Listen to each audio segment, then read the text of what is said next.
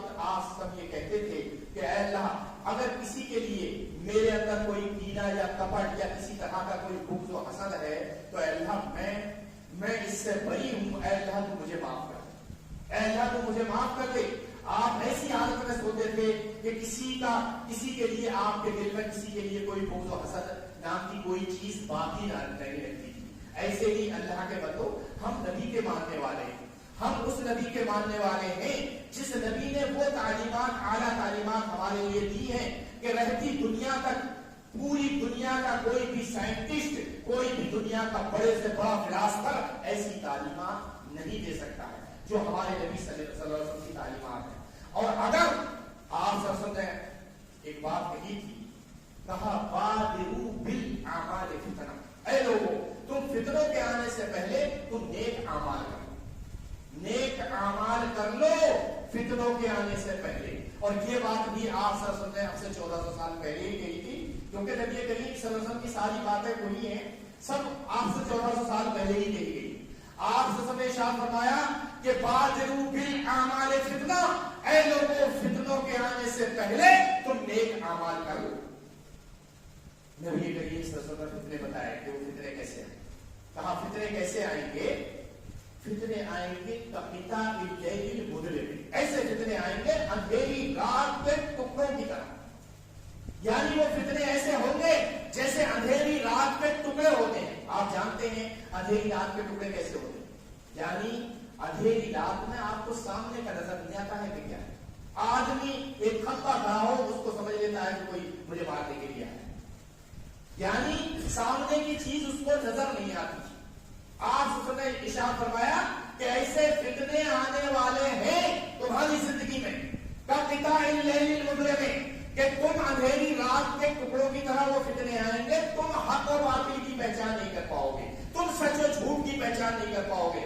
آج میں کہتا ہوں تم اپنے عالم سے، جس کے جو بڑے عالم ہو، آپ مجھ سے پوچھ لینا، ان سے فتوے لینا، ان سے فتوے لینا۔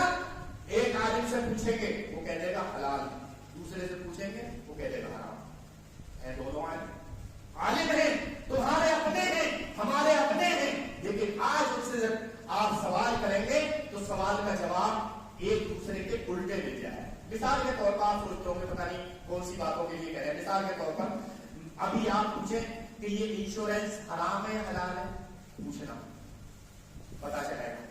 آپ پوچھیں کہ بھئی جو بیمہ جو کرائے جاتے ہیں یہ حرام ہے حلال ہے، آپ پوچھیں جو قسطوں میں گاڑیاں دی جاتی ہیں یہ حرام ہے حلال ہے۔ کتنے تو ایسے مولوی ہیں، اللہ رحم فرمائے، جب وہ برا نہ لگے، جب میرا دل دکھتا ہے، مجھے تکلیف ہوتی ہے تو مجھ سے میرے باتیں نکل جاتی۔ آج غلطی ہماری ہے ان مسلمانوں کی، ان کی غلطیاں ہیں۔ آج جو باپ بنے بیٹھے ہوئے ہیں اپنی اولادوں کو، جب اپنی اولادوں میں سے چین کرنا ہوتا ہے نا، چننا ہوتا ہے، تو جس کو دیکھتے ہیں کہ یہ بہت عقل مند ہے، بہت ہوشیار ہے، اس کو انگلش اسکول میں بھیجتے ہیں کہ یہ کوئی ایس پی بنے گا، کوئی ڈی ایس پی بنے گا، اور جس کو دیکھا کہ یہ بڑا بدھو ہے، اس کی عقل کام نہیں کر رہی ہے، کہتے ہیں اس کو مدرسے میں بھیجتے ہیں۔ بتاؤ کیا میں جھوٹ کہہ رہا ہوں؟ آج 90 سے زیادہ % لوگوں کے یہی خیالات ہیں، یہی خیالات ہیں، اور پھر کہتے ہیں کہ جاؤ اس پہ پیسے لگانے سے کوئی فائدہ نہیں، یہ مدرسے میں پڑھ جائے گا، مدرسے میں پڑھ کے کیا بنے گا؟ اللہ کے بندوں وہ مولوی بنے گا جو تمہیں دین کی تعلیم دے گا۔ تو جب تم نے چنا تو جو اپنا عقل مند بچہ تھا اس کو تم نے انگلش اسکول میں بھیج دیا، اور جو بدھو تھا جس کی عقل کم تھی اس کو کہا یہ مدرسے چلا جائے گا، جس کو مدرسے اس پر پیسہ لگانے سے کوئی فائدہ نہیں۔ اس کا نتیجہ یہ ہوا کہ آج دین تمہارے گھروں سے اٹھتا چلا جائے گا۔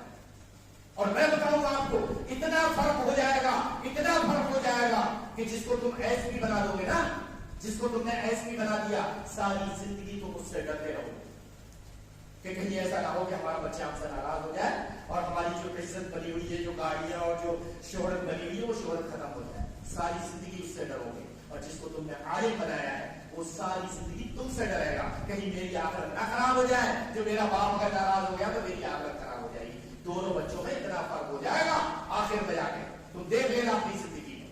تو تم نے بہت بڑی غلطی کی ہے۔ آج یہی وجہ ہے کہ آج میں دیکھتا ہوں کتنے فتوے لو تو وہ جلدی سعودی عرب کی کتابیں پڑھے گا جلدی سے، اور فتاوا ابن باز اور فتاوا یہ، اور فوراً ارے یار اس میں تو لکھا ہوا ہے قسط پہ گاڑی دینا حلال ہے، وہ فٹاف سے فتوا دے دیا. اس کو پتا ہی نہیں ہے کہ سعودیہ کا نظام کیا ہے، وہ سعودی کا فتوا اس نے انڈیا میں لاگو کر دیا، دے دیا، اور پھر دلیل بھی فلانے سے دلیل فلاں. اللہ کے بندو، وہاں کوئی سود بیاج کا کاروبار نہیں ہوتا ہے. گاڑیاں قسطوں پہ آپ نے 50,000 کی گاڑی خریدی، آپ نے اگر قسط نہیں دی تو وہ گاڑی تمہاری کو چھین لے گا، لیکن اس پہ 1 پیسہ بیاج نہیں لگائے گا، گاڑی دے جائے گا، بیاج نہیں لگائے گا. لیکن تمہاری جیبوں پر ڈاکہ ڈالا جاتا ہے، تمہارے ایمان پر ڈاکہ ڈالا جاتا ہے. تم سے کہا جاتا ہے آ جاؤ، کوئی پیسہ جمع کرنا نہیں ہے، گاڑی لے جاؤ، موٹر سائیکل، کوئی بیاج نہیں، فری، بیاج سے بھی فری، اور کوئی فالتو پیسہ نہیں، تم کو کیش پیسہ بھی نہیں دینا ہے. اور جا کے اس فائل کو پڑھ کر دیکھنا، اس پہ لکھا ہوگا اگر قسط ٹوٹ گئی تو اتنے مہینے کا اتنا بیاج لگے گا، 1 مہینے کا اتنے % بیاج تجھے دینا پڑے گا. اس سود بیاج پہ تم سائن کر کے اور خوش ہو کے چلے آتے ہو کہ بھائی ہم تو جو ہے سود بیاج کا کام ہی نہیں کرتے ہیں، لیکن تم نے اس پہ سائن کیے ہیں اس پیپر پہ. کل قیامت والے دن جب رب نے تم سے پوچھا کہ تو 5% پر، تو 10% پر، تو بیاج پر تو سائن کر کے آیا تھا، تو اس پر کیا جواب دو گے؟ کیا جواب دو گے کہ فلانا فلانا نے فتویٰ دے دیا تھا؟ کیا جواب دو گے؟ اللہ کے بندو، اللہ سے ڈرو، اپنی آخرت کی فکر کرو، کیونکہ یہ ساری دنیا کی ساری چیزیں سب یہی رکھی رہ جائیں گی. میں صبح سن رہا تھا، میرے استاد نے فون کیا، انہوں نے بتایا کچھ بہت ساری مثالیں تھیں. ان میں ایک مثال انہوں نے بتائی کہ حضرت علی رضی اللہ تعالیٰ عنہ کی مثال دی.